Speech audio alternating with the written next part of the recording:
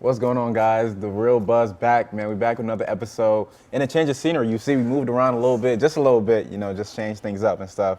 But I'm here, my man, Rashad. Rashad, how you doing, man? Man, I'm feeling great, man. How you feeling, bro? I'm feeling good, too, man. The NFL offseason has been crazy. We've seen so many trades, new signings, unretirings and stuff. It's a lot to talk about. A lot. But with that, we're going to get right into it, Rashad.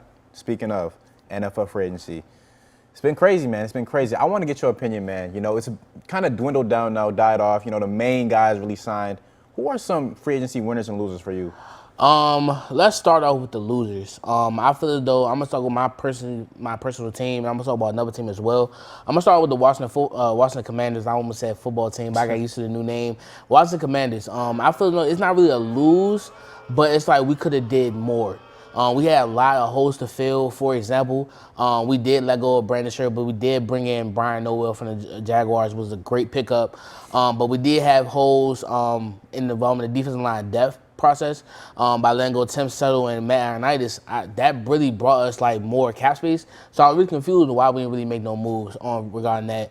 But another loser I have is the Dallas Cowboys. In my personal opinion, based off the move they made by letting go La'el Collins, their offensive lineman, knowing the Cowboys, they had problems on the offensive line every single year with injuries.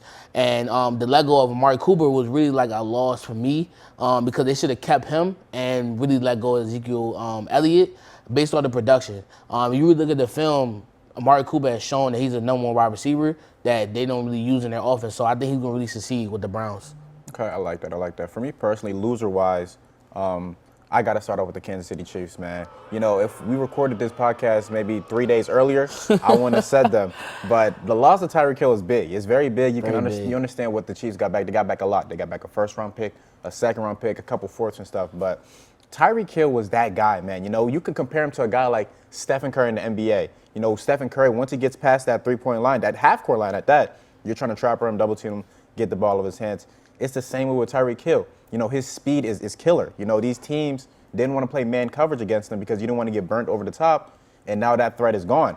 And you can't just replace that with any receiver. That's different. So the deep threat is gone, and, he just had that connection with him and Mahomes. It just made them dangerous. And, you look at their division in the AFC in general, all the moves that all the other teams in the AFC, the Chargers, the Broncos, the Raiders, and we go to the AFC North, the Browns, they all got better. And the Chiefs seem to, become stagnant or even got worse. You can say they did sign Justin Reed, but Tyrann Mathieu was the heart and soul of that defense. And losing him potentially, we don't know. He hasn't signed yet. He could maybe come back, but either way, losing him, it's going to hurt. So, and they still didn't address some of the question marks at the defensive line. Is Frank Clark that guy? He's real old and injury prone at this point. Chris Jones is solid, but he's going to need another counterpart. The linebacking group is iffy at best. The secondary too as well. We've seen what Gabriel Davis did to that secondary in the playoffs. So a lot of question marks, man. I didn't really like the moves they made. I can't say I didn't like that. I just didn't like their hesitancy or their non-aggressiveness this offseason. But my other team, I gotta say, man, my New Orleans Saints, man.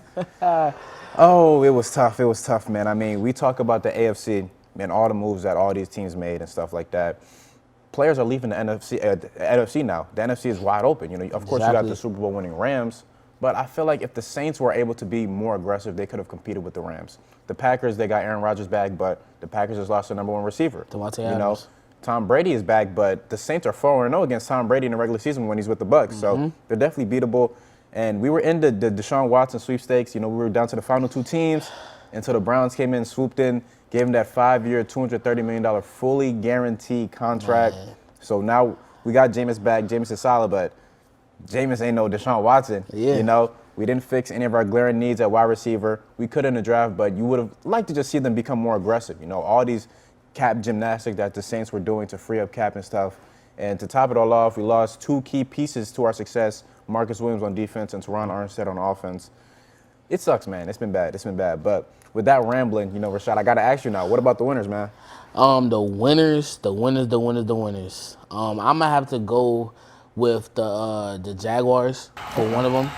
Just based off, I don't agree with the contract they made, but I agree with the move they made, especially on the offensive side of football, by signing an All-Pro for my Washington Commanders, Brandon Scherr, who's going to be a huge pickup for them. Basically having another protection model for Trevor Lawrence that needs, and also acquiring offensive weapons like Brandon Ingram from the Giants, and also you have getting Christian Kirk. That was one move I didn't agree with the contract. 4 years, $80 million. I don't really agree with that as well. But I think the Jaguars, the improvements that they really made, they're a winner. And another winner I do have, it's gonna be really like verbatim, but I'm gonna say the Chargers. I'm gonna see the Chargers. Just speaking on the move they made on the defensive side of football.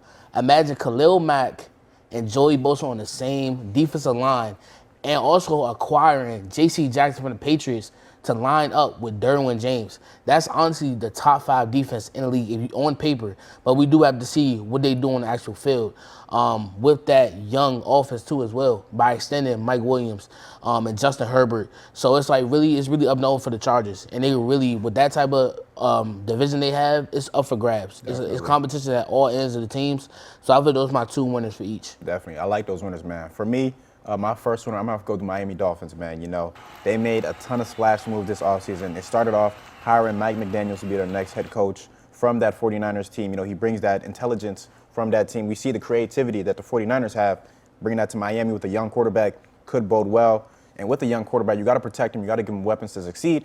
And they did that. They went out there. They signed All-Pro, left tackle, Teron Armstead. You know, they traded for Tyreek Hill, another All-Pro receiver. Like we just talked about, the deep threat ability, the speed. And with Jalen Waddle? Exactly. Pairing them two up together. You got speed in the backfield now with Raheem Mostert as well. And they signed Chase Edmonds as well. It's looking great. The only thing that could potentially hold them back is the QB play. We got to see how Tua performs. But I'm loving the moves that they made. The defense is still rock solid offensively.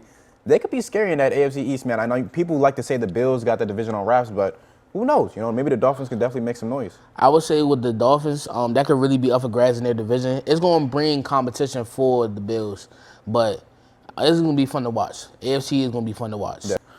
But for my second winner, man, we got to talk about it. The dog pound, the Cleveland Browns, man. Look, the biggest thing over the past couple of seasons has been the quarterback play. Baker Mayfield, especially last season, he just hasn't been it, man. On the field and off the field, we see teams, Odell literally leaving that team and telling people not to go there. The biggest reason was because of Baker Mayfield. Full fact. You got him up out of here. You made an aggressive move to get, Deshaun Watson, who is seen as a top 5-6 quarterback. Of course, who knows what happens with the off-the-field stuff and the allegations and everything. We still got to get that straight away. But either or, they made that big aggressive move. They also traded for Amari Cooper, bringing him as well. So you got Deshaun Watson, pair him up with a number 1 receiver, and you still got the draft. They still kept their second-round picks that they can use to add more talent. The defense is stout. Myles Garrett, Jadeveon Clowney, we'll see if he comes back, as well as Denzel Ward, their number 1 corner, Greedy Williams. All together, man, it's stacked. It definitely is stacked. I like Kevin Stefanski as a coach. He's solid. They're going to make some noise in the AFC North, man. It's going to be really, really exciting, bro. Definitely.